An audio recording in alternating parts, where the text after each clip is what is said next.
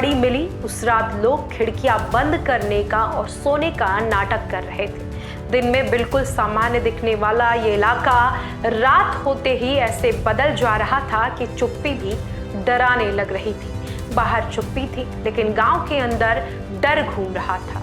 उत्तर प्रदेश का कुंडा सालों तक सिर्फ एक विधानसभा की सीट नहीं रहा, बल्कि एक ऐसा इलाका बन गया जहां लोग कानून से कम रसूख से ज्यादा डर रहे थे।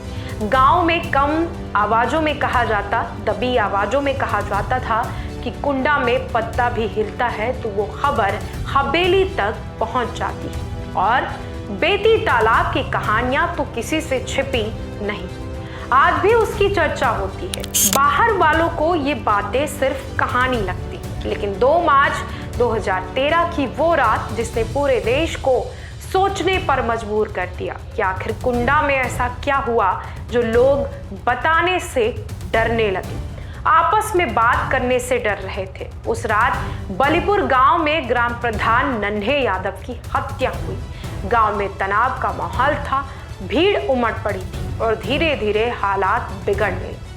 फिर वारदात की खबर लगते ही मौके पर सीओ जियाउल हक पहुंचे। मामले की तफ्तीश शुरू होती है और महज कुछ ही घंटों के भीतर वो अफसर भी सड़क पर मृत अवस्था में पाया जाता है। शरीर पर गोलियों के निशान थे। सरकारी गाड़ी को आग के हवाले कर दिया गया और सबसे डरावना मंजर तो ये था कि पुलिस फोर्स के रहते हुए वो अफसर अकेला कैसे पड़ गया। उस रात कुंडा में एक पुलिस अधिकारी की मौत ही नहीं हुई, बल्कि लोगों का कानून से भरोसा भी उठ चुका था। सरकार की तरफ से हवाला दिया गया कि गुस्साई भीड़ ने सीओ पर हमला किया, लेकिन लोगों को ये कहानी थोड़ा अधूरी लग रही थी। सवाल भी थे, क्योंकि अगर सिर्फ भीड़ थी तो एक ट्रेंड ऑफिसर को बेरहमी से कैसे मारा गया और उसकी पत्नी ने कुछ बड़े नाम लेकर आरोप क्यों लगाए? फिर क्या इन आरोपों ने सिस्टम को कटघरे में लाकर खड़ा कर दिया? शायद यही वजह है कि कुंडा में आज भी कुछ लोग रात होने के बाद वहां पर रुकना पसंद नहीं करते। नमस्कार, स्वागत है आप सभी का कंटाप न्यूज पर। मैं हूं आपके साथ आपकी अपनी सोनम सिंह। ये कहानी कुंडा के उस रहस्य को लेकर है, सीओ जियाउल हक की मौत को लेकर है, जिस रात उनकी हत्या की गई। वो उस रात मरा ही नहीं, बल्कि पूरे देश ने पहली बार कुंडा के उस असर को महसूस किया, जिसके बारे में लोग दबी जुबान में बात करते थे। ये सवाल है कि अगर सीओ सुरक्षित नहीं था तो आम आदमी की औकात ही वहां पर क्या? और इस सवाल का जवाब समझने के लिए उस नाम को समझना जरूरी हो जाता है जिसे कुंडा की पहचान माना जाता है। नाम रघुराज प्रताप सिंह, यानी राजा भैया। उत्तर प्रदेश की सियासत में राजा भैया सिर्फ एक विधायक नहीं, कुंडा का पर्याय बन चुके हैं, कुंडा की ताकत का चेहरा बन चुके हैं। गांव में कुछ लोग सरकार का नाम बाद में लेते हैं, राजा भैया का नाम पहले। कुछ लोग तो यहाँ तक कहते हैं कि कुंडा में आदेश कागज से नहीं, नाम से चलता है। यही वजह है शायद कि 1993 में पहली बार विधायक बनने के बाद भी उनका असर अब तक कम नहीं हुआ। सबसे हैरानी की बात तो यह है कि उन्होंने कभी किसी पार्टी से चुनाव लड़ा तो कभी वो निर्दलीय चुनाव जीतकर विधानसभा पहुंचे। जहां बाकी नेता पार्टी के सहारे राजनीति करते हैं, वहां कुंडा में सिर्फ एक नाम काफी माना जाता है। गांव में लोग कहते हैं कुंडा में वोट बाद में पड़ता है, नाम पहले चलता है। सुबह होते ही हवेली के बाहर सफेद गाड़ियों की लाइन लग जाती है। कोई जमीन के मसले को लेकर आता है तो कोई अस्पताल के खर्च को लेकर और कोई पुलिस और प्रशासन से मदद की गुहार लेकर आता है। समर्थकों के राजा भैया वो नेता जो फोन उठाते हैं और काम तुरंत ही करवा देते। यही वजह थी कि इलाके में उनकी पकड़ बहुत मजबूत हो गई। सरकारें बदली लेकिन कुंडा में उनका दबदबा कायम रहा। उधर दूसरी तरफ विरोधियों की उनको देखने की जो छवि थी एकदम अलग। विरोधी कहते हैं कुंडा में रसूख इतना गहरा है कि लोग खुलकर बोलने से भी कतराते। लोग बंद कैमरों पर खुलकर तो बात कर लेते हैं, लेकिन कैमरा जैसे ही ऑन होता है तो उनकी आवाज धीमी पड़ जाती है। धीरे धीरे कुंडा की पहचान सिर्फ राजनीति से नहीं बल्कि खौफ और रहस्य से जुड़ने लगा था। दिन में बाजार खिलखिलाते दिखते, सामान्य दिखते, बच्चे खेलते हुए देखे जाते, चाय की दुकानों पर बहस भी देखी जाती। लेकिन जैसे जैसे वक्त बीतता और रात का अंधेरा होता, पूरी तरह माहौल बदल जाता। बड़े तालाबों के आसपास की चुप्पी लोगों को बेचैन करने लगती।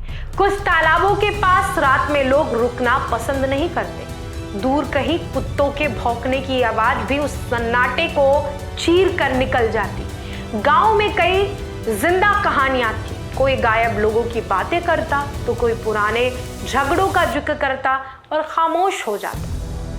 और शायद यही वजह थी कि जब सीओ जियाउल हक की हत्या हुई तो लोगों ने सिर्फ क्राइम नहीं माना, उन्हें लगा कि कुंडा का वो डर जिसके बारे में लोग सालों से बातें कर रहे थे अब पूरे देश के सामने आ चुका है। कुंडा को लेकर हमेशा सबसे बड़ा सवाल यही रहा कि क्या वहां का खौफ सच में इतना बड़ा और गहरा है या फिर सालों से बनाई गई एक ऐसी छवि है जिसने लोगों के मन में डर को बिठा रखा था। क्योंकि अगर सिर्फ अफवाहें होती तो इतने सालों तक लोग खुलकर बातें करने से बचते क्यों? आखिर क्यों कई सरकारी अफसर कुंडा का नाम सुनते ही सतर्क हो जाते हैं, वहां पर पोस्टिंग लेने के लिए भी कतराते हैं? क्योंकि रात होते ही कई रास्तों पर चुप्पी बढ़ जाती है। धीरे धीरे कुंडा सिर्फ एक इलाका नहीं रहा बल्कि डर और रहस्य की एक ऐसी कहानी बन चुका था जिसमें सच और कहानियों का एक दूसरे में तालमेल देखने को मिल रहा था। दिन में सब कुछ ठीक ठाक, रात में सन्नाटा। कुछ लोग गांव में जल्दी दरवाजे बंद कर लेते थे। गांव में कहानियां घूमती, लोगों के गायब होने की, कुछ राज के बाहर आ जाने की। इन बातों का कोई आधिकारिक रिकॉर्ड तो नहीं रहा, लेकिन शायद डर की सबसे बड़ी ताकत यही होती है कि वो हमेशा सबूत से नहीं माहौल से फैलता है। जैसे धुआं दिखे बिना ही लोग आग का अंदाजा लगा लेते हैं, ऐसे ही इन कहानियों ने कुंडा की छवि को रहस्यमयी बना दी। कई स्थानीय पत्रकारों ने बाद में कहा कि कुंडा में खबर लिखना तो आसान था, लेकिन सच लिखना सबसे मुश्किल काम था, क्योंकि वहां हर बात सिर्फ अपराध नहीं, ताकत और असर से जोड़कर देखी जाती।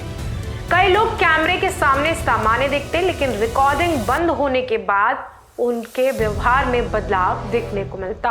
असली डर क्या है? वो माहौल था जिसे लोग समझ रहे थे लेकिन कह नहीं पा रहे। शायद इसी वजह से 2 मार्च 2013 की रात ने पूरे देश को झकझोर कर रख दिया, क्योंकि उस रात लोगों को लगा कि कुंडा के बारे में जो सालों से बात कही जा रही थी, पहली बार खुलेआम उसका असर और वो हकीकत देखने को मिली।